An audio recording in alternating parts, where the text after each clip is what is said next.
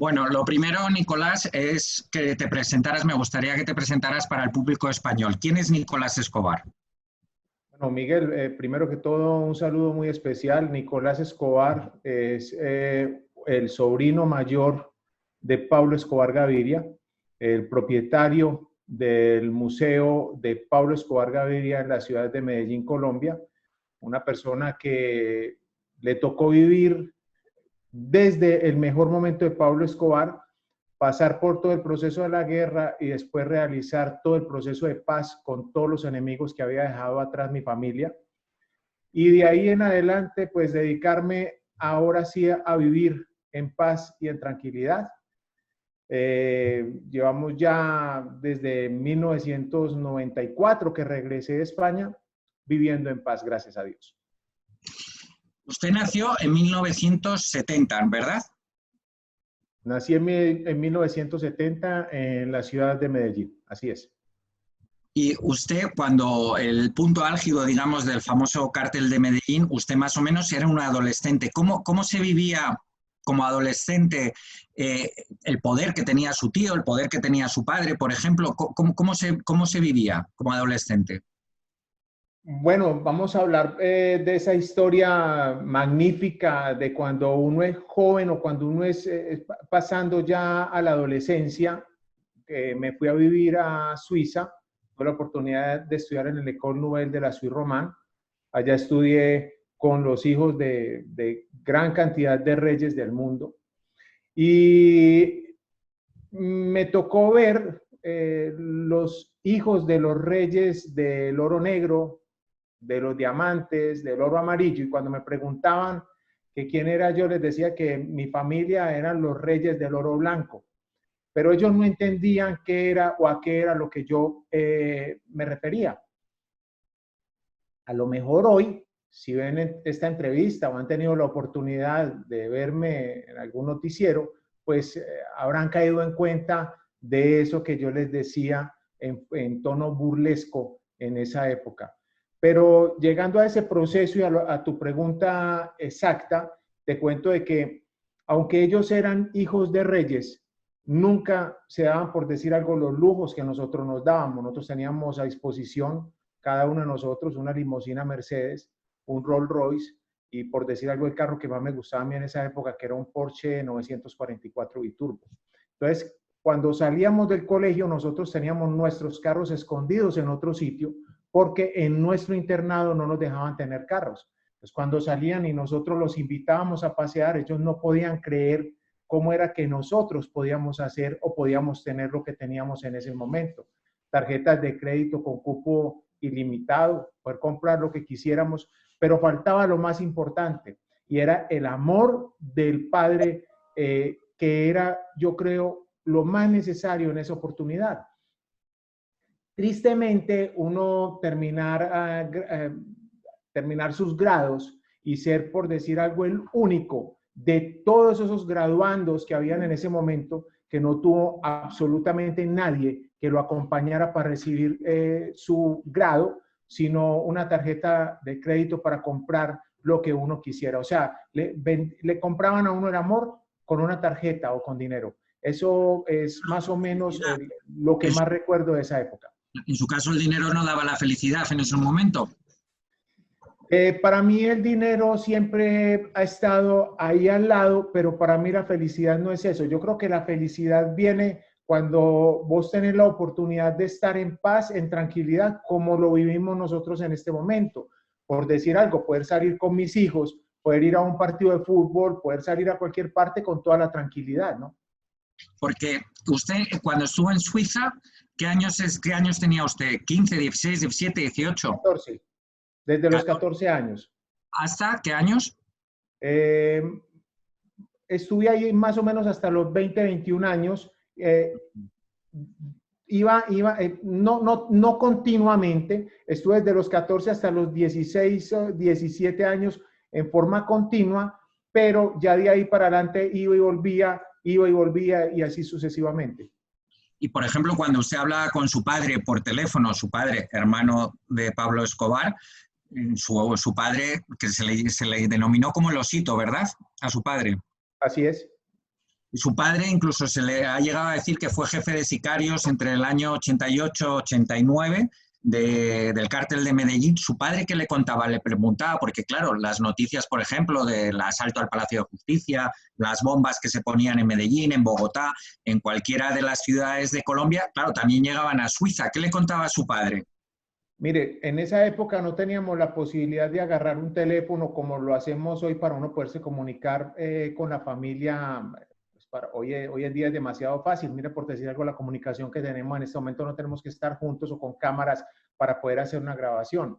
En esa época era totalmente diferente, pero recuerdo una anécdota muy impresionante, estando yo en Suiza en 1990 y veo en la televisión suiza un atentado con carrobomba que se realiza en la ciudad de Medellín y yo demasiado asustado salgo, agarro un teléfono para poder llamar a ver qué había pasado. Según la información que entregaban de último minuto, la bomba había sido muy cerca de donde vivía mi madre, entonces por eso estaba yo muy preocupado. Cuando llama a mi madre y me dice, no, aquí no ha explotado ninguna bomba. Decía yo, pero si yo estoy viendo las imágenes, claro que las imágenes para mí no me parecían en absoluto, ni a Medellín ni a ninguna ciudad de Colombia, pues era un montaje. Así nos tocó vivir muchísimas cosas a nosotros, a punta de montajes y de cosas que decían que había sido Pablo, que había sido mi familia o que había sido el cartel de Medellín la que lo había hecho, cuando verdaderamente no lo habían hecho ellos. ¿Usted temió por la vida de sus familiares en esa época? Es decir, en los años 80, principios de los 90. No solamente temí por la vida de mi familia, a mí me asesinaron el 99.9% de mis amigos y podría extenderme más en ese 99999 y más o menos el 80% de mi familia también. Le iba a preguntar, usted en esa época, su padre que hemos comentado, el Osito, era jefe de sicarios. ¿Usted sabe si en el cártel de Medellín, en esa época, en el 85, 86, 87, hubo una etarra dentro del cártel de Medellín? Sí, pero te voy a hacer ahí una aclaración. Jamás Roberto Escobar Gaviria fue jefe de sicarios porque él, al contrario, detestaba la problemática de lo que eran las armas y lo que eran las bombas. Era el único que paraba a Pablo en ese proceso. Si hablamos de jefe de sicarios, estamos hablando, por decir algo, del Chopo, de Otoniel González Franco, alias Otto. Estamos hablando de pronto de la Modelo, de Joanny, o estamos hablando de Arete, de Carlos Mario Alzate Urquijo, en fin, de personas que verdaderamente estaban en ese mundo. Roberto Escobar Gaviria no estaba ahí. Y te voy a dar una primicia, esto sí es, lo tengo reservado, hay una entrevista que está presta a venir un canal también español que se lo voy a entregar a ellos. Ustedes ya verán quién saca primero esta primicia y es el verdadero apodo y el verdadero nombre de la persona que se encuentra en 1984 en la cárcel con Miguel Rodríguez Orejuela y con Jorge Ochoa. No sé si te diste cuenta que ellos estuvieron allá, los capturan. Cuando nosotros vivíamos en España, nosotros regresamos acá, pero cuando ellos están capturados, conocen dentro de la cárcel a una persona del ETA. Nadie, absolutamente nadie ha entregado este nombre a ningún medio de comunicación, ni tampoco está escrito este nombre que te voy a entregar. El nombre de la persona que era letarra era M&M, su apodo, y su nombre era Miguel María. Ese era el verdadero nombre de la persona que acompañó, que les enseñó a la gente de Cali a hacer carros bomba, con el que generan en 1988, el 13 de enero de 1988, hacen el atentado contra Pablo, y de ahí Pablo manda a capturar a este personaje, y en vez de matarlo, lo que hace es pagarle para que le enseñe a todo el resto de personas que trabajan con él, para poder desquitarse de eso que le habían hecho. En una oportunidad, alguien muy conocido que le dicen de Chile, pero que verdaderamente le decían Pinina, tuvo en un local comercial en Cali a los 4 jefes del cartel de Cali: Miguel y Gilberto Rodríguez Orejuela, Pacho Herrera y Chepe Santa Cruz. Los tuvo a tiro de fusil y Pablo no dejó, y lo que pasó fue que el carro bomba que les habían estacionado en el sitio donde ellos iban a reunirse no explotó por más que oprimieron el botón. Si ese carro bomba hubiese explotado, elaborado, enseñado y hecho por M&M, las cosas yo creo que hubiesen sido totalmente diferentes para el país y para el mundo entero. Porque, a ver, para centrarnos, has comentado Jorge Luis Ochoa y Rodríguez Orejuela estuvieron en la cárcel, fueron detenidos aquí en Madrid, donde estamos ahora, fueron detenidos en una operación policial y fueron llevados a la cárcel de Carabanchel, estuvieron en varias cárceles por España. Allí supuestamente conocen a este Miguel María, que sería una primicia. Efectivamente, que es un nombre que se lleva buscando durante muchísimo tiempo y sobre todo Y los eres tú medios. el primer periodista que lo escucha. Pero la historia, lo que se contó, bueno, le llamaban Miguelito, y lo que se contó es que esta persona primero empieza a trabajar para Pablo Escobar con Jorge Luis Ochoa, después se le paga para que les enseñe a poner las bombas, ocurre el atentado en Mónaco, en el edificio Mónaco famoso, en ese año 87, y entonces Pablo Escobar es decir, lo que quieres decir tú es que le contrató primero a Orejuela para el cártel de Cali, no al revés. Te voy a hacer el proceso completo. Si no estoy mal, el 15 de noviembre de 1984 capturan a Gilberto y a a Gilberto Rodríguez Orejuela y a Jorge Luis Ochoa. Cuando están en la cárcel conocen a esta persona de ETA, a Miguel María o Miguelito María, como le decían. Aquí lo conocíamos por M&M, pero verdaderamente ese nombre lo recuerdo es porque estando con Pablo, él le dice cuál es el nombre de él y ahí es donde pasa, pues te estoy diciendo, estaba con él era porque lo tenían capturado. Después de haber puesto la bomba contra el edificio Mónaco donde vivía la familia de Pablo, eso fue el 13 de enero de 1988. Estamos hablando que fueron capturados en el 84, de ahí extraditan, entre comillas, o más bien expulsan a Jorge y a Orejuela. A Orejuela lo despachan para Cali, a Jorge lo despachan para Cartagena, al uno por narcotráfico, al otro por reces de lidia, y de esta manera es que ellos aprovechan, compran toda la logística de los jueces y los que los tenían pues, amarrados, y lo que hacen es pagándole los sacan. En una problemática que es otra historia totalmente diferente de un problema que hubo dentro de una cárcel en los Estados Unidos, empieza la guerra entre el cartel de Cali contra el cartel de Medellín. Como no eran capaces de dispararle a Pablo por lo bien que se movía, por la custodia que tenía, pues deciden colocarle un carro bomba a Pablo. Lo que no sabían era que Pablo supuestamente se quedaba durmiendo dentro del edificio, pero a 400 o 500 metros por un túnel salía a otra casa y de esta manera iba al sitio donde verdaderamente él dormía o vivía en ese instante, que se llamaba El Bizcocho. Ahí Pablo se da cuenta quién fue el que le enseñó a la gente de Cali a colocar los carros bombas y ordena la captura inmediata de ese personaje. Cuando lo tienen capturado, ahí es donde él le dice que se llama Miguel María. Pablo lo bautiza como M&M y de ahí él le dice, yo no te voy a matar, yo te mandé a capturar es porque te voy a pagar para que tú les enseñes a todos mis trabajadores lo mismo que les enseñaste a la gente de Cali, porque lo mismo que me hicieron con la misma moneda, yo les voy a pagar. ¿Y Miguel María sigue vivo, no sigue vivo? ¿Qué pasó con él? Yo hasta donde tengo entendido, creo como en el 89 o antes del 89 o 90, esta persona muere. Es lo que yo tengo entendido porque Pablo lo manda de nuevo a buscar para hacer un proceso de supuestamente lo que tenían pensado en ese momento era agarrar un carro en los que se mete, donde se mezcla el cemento para los grandes edificios para poder colocar una bomba que saliera dirigida hacia cierto punto específico. Y no fueron capaces de encontrarlo y lo que le contaron a Pablo era que lo habían matado en España, en la frontera con Francia. Y otra pregunta, volviendo a España, a Madrid, a esa detención, cuando se detiene a Jorge Luis Ochoa y a Gilberto Rodríguez Orejuela, Estados Unidos pide la extradición para que sean extraditados y que le ocurriera, pues, como a Carlos Leder, pues que estuvo toda la vida, hasta hace unas semanas, encarcelado en Estados Unidos.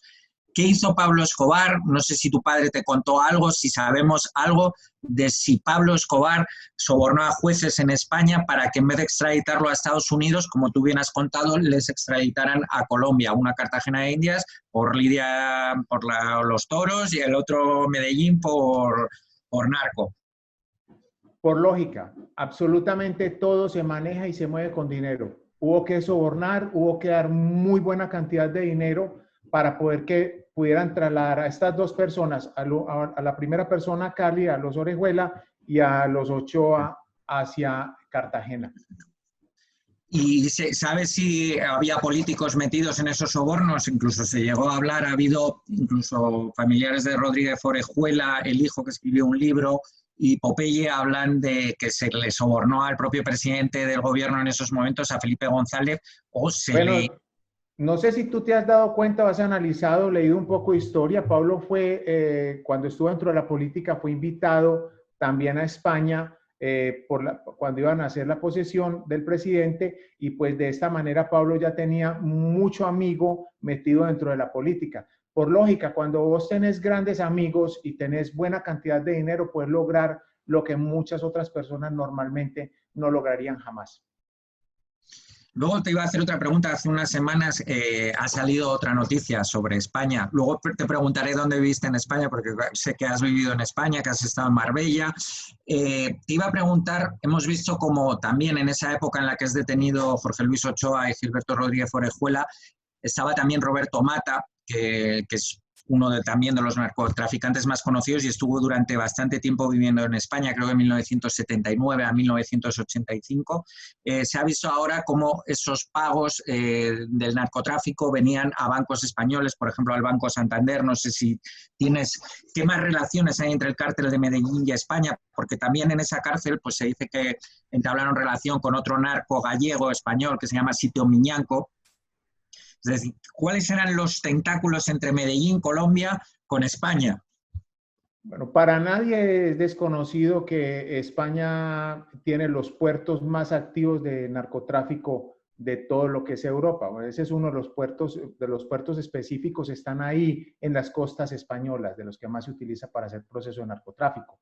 Pero también es conocido y se tiene que tener en cuenta que jamás se puede realizar narcotráfico si no hay forma de reingreso del dinero de la venta del producto. Entonces, para poder hacer el reingreso, tú no puedes coger, por decir algo, 30 o 40 millones de dólares y los vas a meter en una maleta y vas a pasar por los diferentes aeropuertos para traerlo a tu país. Lo que se manejan son los bancos. Me imagino que me estás hablando del Banco Santander y el resto de bancos que siempre estuvieron permeados por el narcotráfico para poder hacer todo el proceso de lavado de activos. Siempre ha existido, los bancos siempre han sido el lavado de activos de cualquier índole, de narcotráfico, si vamos a hablar de dinero de terrorismo, todo el dinero, por donde se mueve por los bancos, son los más santos, o más bien se quiere mostrar como los más santos, pero nunca lo han sido. ¿Cómo era su tío en la intimidad? Usted era el sobrino mayor, ¿cómo era su tío en la intimidad? ¿Cómo era Pablo Escobar? ¿De qué hablaban? ¿Qué comentaba? ¿Le gustaba el fútbol? ¿Qué hablaban? Amante al fútbol a morir, era una persona que te cuento una historia impresionante. Viene la policía prácticamente a capturarlo a menos de 500 metros detrás de él subiendo una colina. Pablo siempre andaba con un radio escuchando las noticias porque la mejor forma de darse cuenta por dónde estaba la policía era escuchando las noticias. El comandante estaba dándole la información a los periodistas transmitiendo la información que el comandante de la policía estaba dando. En ese momento Pablo lo estaba escuchando y sabía por qué parte se tenía que mover para no tener inconvenientes. Entonces Pablo con su radio ese día no iba escuchando a los periodistas, sino que estaba escuchando un partido del Deportivo Independiente Medellín. En ese instante llegan a la cumbre de la montaña y van a empezar a descender y se le va la onda de su radio e iban a cobrar en ese instante un penalti, un tiro penalti. Pues Pablo lo que hace es que se devuelve para poder escuchar ese tiro de penalti y los trabajadores le decían, patrón, vienen detrás de nosotros, vamos, el que se quiera ir bien pueda, váyase, que yo aquí no voy a detener a nadie, pero hasta que no cobren el penalti, no continúo. Y se quedó esperando hasta que cobraron el penalti, cobran el penalti y ya de ahí arranca a descender sin ningún inconveniente. Ese era Pablo, ¿Y muy tranquilo. con usted cómo era? ¿Era cariñoso? ¿Cómo era? ¿Te daba Gran palos tío, cuando gran os tío. veía? Tenía una peculiaridad muy espectacular que era que jamás te regañaba o te gritaba, sino que siempre utilizaba historias para poder contarte a dónde podías llegar si te metías en el problema o te ibas por el rumbo que te estaba yendo en ese instante. Entonces, era muy, muy bonito hablar con él porque siempre manejaba ese proceso de irle enseñando a uno con historias. Y adicional, lo inteligente, una persona que devoraba libros constantemente y era muy, muy interesante hablar con él. Recuerdo que cuando yo me fui para Suiza a estudiar francés, cuando regresé, me hablaba en francés. Yo decía, pero tío, venga, ¿qué pasa aquí? ¿Usted por qué me está hablando en francés? Mijo, si usted se fue para allá, pues yo también tengo que poder aprender el idioma. Manejaba la más grande compañía del mundo de narcotráfico. Tenía una guerra con el Estado, pero también tenía tiempo para estudiar. Era impresionante la capacidad de Pablo para poder aprender lo que se proponía. Hemos hablado de España. Usted ha vivido en diferentes partes de España. ¿Cómo ha sido su vida aquí en España? Bueno, te voy a decir que la comida que ustedes manejan en España es para mí una de las más ricas del mundo. Me fascinan las tapas españolas, me fascina el cochinillo, me fascina el vino de ustedes. Tuve la oportunidad de vivir ahí muy cerca de donde tú estás, en Guadalajara, por ahí cerca, en varias partes teníamos casas. También viví en Puerto Banús y también en Marbella.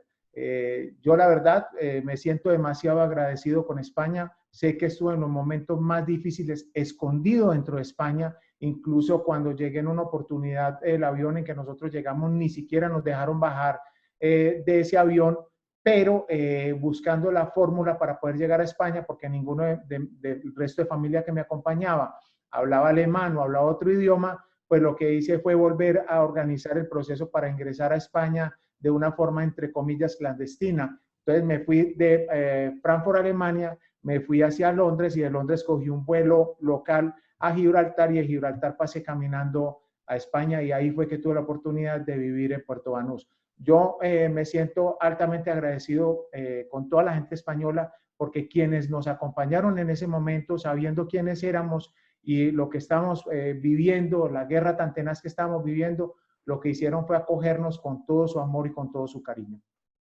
Porque usted, de hecho, cuando muere su tío, Pablo Escobar, cuando muere su tío, usted está en España.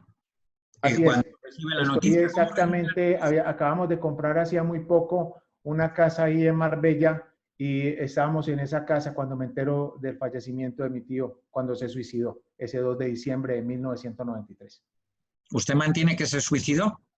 Lógico, yo fui el que hice la exhumación del tío cuando muere mi abuela Hermilda. Nosotros nos encargamos de hacer todo el proceso y lógicamente se hizo toda la revisión del tiro, cómo ingresó y todavía habían las partículas de pólvora pegada contra el cráneo que indicaba que el disparo había sido exageradamente cercano al oído. Él siempre lo dijo, yo prefiero una tumba en Colombia a una cárcel en los Estados Unidos y si algo tenía Pablo era que tenía una palabra que no la quebraba absolutamente nadie. Adicional a que decía, a mí jamás alguien me va a colocar unas esposas en mis manos. Prefiero estar muerto a que alguien me ponga unas esposas. Por eso es que mandó a construir su propia cárcel, y digo cárcel entre comillas porque nunca hubo una cárcel, era una finca de Pablo, la catedral, donde lo que hizo fue colocar gente para que lo custodiaran, acolitado por el gobierno colombiano de la época. Es decir, usted hizo la exhumación y ¿qué se veía? ¿Como un tiro en la sien o cómo sería? Es decir, que él No en mismo... la 100, no en la 100, exactamente en el oído derecho, un tiro pleno de oído a oído, que era lo que él siempre decía, si tú te quieres suicidar y quieres ser real el suicidio, o sea, que no quedes medio muerto, por decirlo de alguna manera, el tiro que tiene que ser pleno en el oído, de oído a oído, jamás fallará el tiro para matarte. ¿Quién le comunicó la muerte de su tío? ¿Por teléfono? ¿Allí usted estaba en Marbella? ¿Cómo fue? ¿No se acuerda? ¿Un No, familiar? no, sí, sí lo recuerdo, sino que es que me trajiste a la mente en ese instante algo demasiado triste y doloroso para mí. Yo cuando cuento las historias, no estoy contando una historia que sale de mi cerebro, sino que la voy viviendo y si estuvieras conmigo en este momento te darías cuenta que todos mis vellos están parados solamente por haber pensado en ese instante. Yo estaba en el cuarto piso de la casa y desde el primer piso siento el grito que mi familia estaba viendo un noticiero de un canal, en ese momento el único que salía, que era un canal mexicano, Univisión, si no me equivoco, y gritan que el tío mío acaba pues de suicidarse.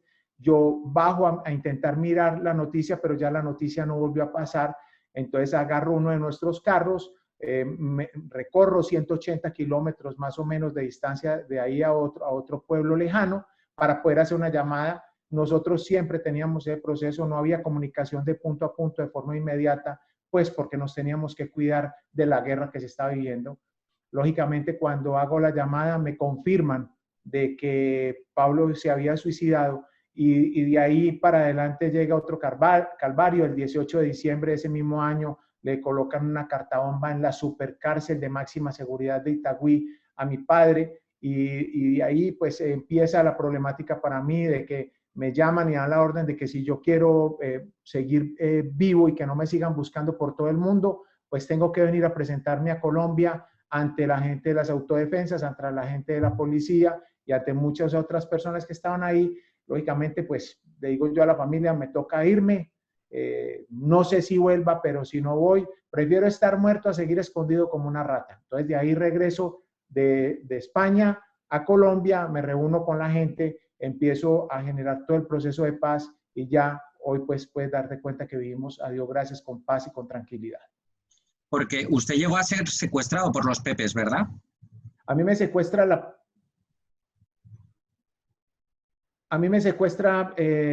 policía colombiana el 17 de mayo de 1993. Me torturan durante 7 horas con energía. 2 de las personas que estaban conmigo, ellos mismos las pican con motosierra. Así fue. ¿Y cómo salió? ¿Cómo consiguió salir? Bonita esa pregunta también. Cuando yo salgo, me voy caminando a un sitio. En ese sitio pido que me faciliten un teléfono. Recuerdo los números telefónicos privados de Pablo a los cuales me podía comunicar si tenía algún tipo de problema: 3280-191 y 3280-194. Tomo el teléfono, llamo a mi tío y me contesta. Le digo yo, tío, me tenían secuestrado. Me dice, ¿cómo así, mijo? ¿Ya lo soltaron? Y le digo yo, sí, tío, me acaban de soltar. Y me dice, pero si les di 4 horas. Entonces hablo con el tío, él queda de recogerme, me recoge. Ya cuando estoy con él le pregunto, ¿cómo así, tío, que les diste 4 horas? Así, mijo, yo llamé al presidente de la República y le dije que si no lo soltaban a usted, la guerra ya no era contra el Estado, ya la guerra era contra los hijos de generales para arriba y de los más altos políticos del país. Por eso fue que tuve la oportunidad de salir librado de ese problema que tuve ese 17 de mayo de 1993. Bueno, estamos hablando de Pablo Escobar, claro, es un familiar suyo, es su tío. Usted es consciente de que era un asesino, a lo mejor, que era una persona que ha causado muchísimo dolor en Colombia durante los años 80, principios de los 90, ha causado muchísimos muertos. A lo mejor, como dice usted, no tantos porque algunos no los ordenaba él, pero sí causó mucho dolor y mucha muerte. ¿Usted cree que se arrepentiría de esto su tío? ¿Se arrepiente la familia? ¿Cómo lo ve? Bueno, yo creo que el que se debe arrepentir es aquella persona que hizo daño. Yo en lo personal no le he hecho daño absolutamente a nadie. Me siento triste por lo que nos tocó vivir a todos los lados. Siempre he dicho que en una guerra nunca hay ganadores, todos somos perdedores. Y lógicamente hubo momentos tristes, grises, no solamente para las personas que eran enemigos de Pablo, sino para nosotros mismos.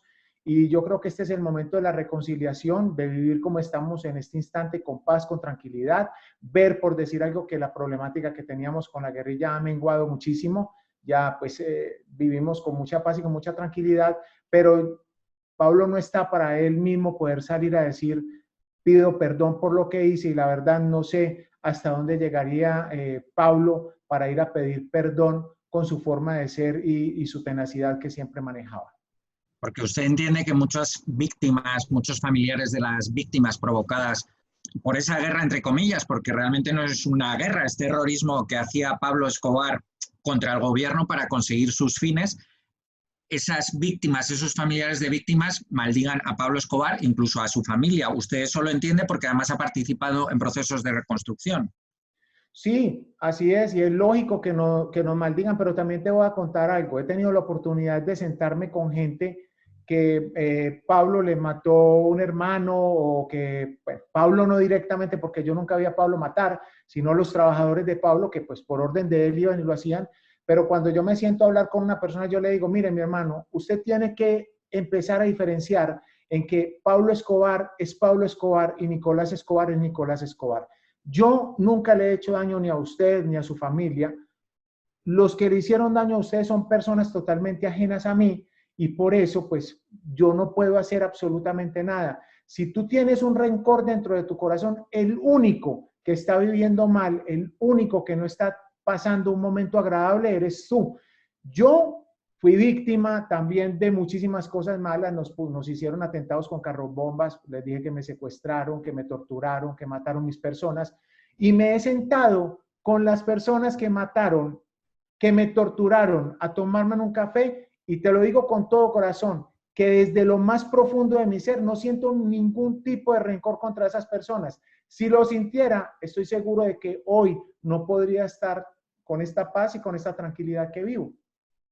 Le quería preguntar otra vez, volviendo a España, se han publicado pues que aquí han venido algunos de los sicarios de Pablo Escobar, pues, el Mugre se dice que está en Murcia, de sacerdote evangelista me parece, e incluso habría, no sé si es el Arete, que estaría en Barcelona, no sé si usted sabe algo de eso. Bueno, Carlos Mario Alzate Urquijo Arete es primo hermano mío, para Ah, que lo sepas, porque también hay una desinformación que dice que Arete es hermano medio mío. No, es primo hermano mío. Yo llevo mucho tiempo sin verlo. Yo creo que pagó una condena larga, ejemplar, clara, transparente, sincera, y que ya cada uno lo que hizo tiene que pedir perdón desde su corazón para poder vivir en paz y en tranquilidad. Exactamente en qué parte vivan, no lo sé, porque como te digo, llevo muchísimo tiempo sin hablar con ellos. Eh, no sé tampoco si Carlos Aguilar, el Mugre, viva en España. La verdad, no tengo el más remoto conocimiento de eso. No te puedo hablar más allá sobre esta pregunta que me estás haciendo. le quería preguntar, ¿por qué habla usted ahora? Es decir, le hemos visto pues, en los años 90, he visto algunas imágenes en alguna entrevista suya hablando, pero usted lleva mucho tiempo en silencio. Bueno, yo creo que llegó el momento y llegó la hora de empezar a entregarle a la gente la verdad sobre toda la cantidad de mentiras que escriben, que dicen y que hablan de Pablo Escobar. Entonces, cuando alguien sale a hablar algo que no es verdad de Pablo Escobar, yo salgo, cuento, doy mi argumento, nunca señalo, simple y llanamente le entrego a la persona esa información para que esa persona mirando el punto A y el punto B, pues sea quien decida. Y ahora, por ejemplo, ¿qué proyectos tiene? Hemos visto que tiene un canal de YouTube, que está con las redes sociales. ¿Qué proyectos tiene usted? Ok, nosotros en este momento arrancamos con un proyecto que se llama en YouTube Soy Escobar, la historia continúa. Dentro de este canal de YouTube estamos empezando a, cada vez que salga algún tipo de polémica que tenga que ver directamente con Pablo, siempre y cuando sea mentiras, nosotros entramos a debatir esa mentira. Entonces, quien quiera conocer la verdadera historia de Pablo Emilio Escobar Gaviria, pues suscríbase a mi canal y dele clic en la campanita para que les estén llegando la información constantemente de todas y cada una o de esos videos que nosotros sacamos donde desmitificamos tanta cantidad de tonterías que se hablan acerca de nosotros. Una pregunta que me he quedado, como me ha dado la exclusiva del nombre de Letarra, de Miguel María. No sé si le contaron cómo era de aspecto, si era alto, si fumaba, si era un tío, una persona seria. Mira, era más o menos chaparrito, gordito. Si tú lo ves, no se te parece, si tú tuvieras la oportunidad de verlo, no se te parece a un español normalmente, sino más tirado hacia el lado de un mexicano. Es más o menos ese tipo, ese aspecto de persona. Eh, Tenía los dientes vueltos pedazos, que era lo que yo le decía al tío mío, ¿cómo hace él para tener esos dientes tan malos? Porque nosotros acá en Colombia Nos cuidamos mucho la dentadura. Pablo, por decir algo, se demoraba 1 hora solamente limpiándose sus dientes después de cada comida. Entonces, podrás entender por qué me llamaba tanto la atención eso en esta persona. Y fuera de eso, tenía un olor demasiado fuerte para el olor que nosotros somos capaces de soportar acá en Colombia. O sea, eran 3 aspectos muy, muy fundamentales de M&M. ¿Y hay alguna foto suya o no existe eso? No. Mira, te voy a decir una cosa. Yo pago en este momento a todo el grupo de familia dentro de nuestra red de WhatsApp. Les pago por fotografía que consigan donde yo esté con Pablo. Y hasta el momento solamente me han traído una. Entonces, la verdad que en esa época, con esa guerra tan cruenta que se vivió, lo que se hacía era que se destruía todos los materiales fílmicos, fotográficos y audiovisuales o auditivos que tuviéramos en nuestras manos. Y entonces, y tú ya por lo menos tienes una foto, ¿no? Con tu tío. Tengo una foto con mi tío que para mí es un tesoro. Así es, en Disney World, que es todavía más significativa en Estados Unidos, paseando con él. Ah, sí, claro, que él iba también mucho a Estados Unidos al principio. Siempre iba, al principio, en el intermedio y casi al final.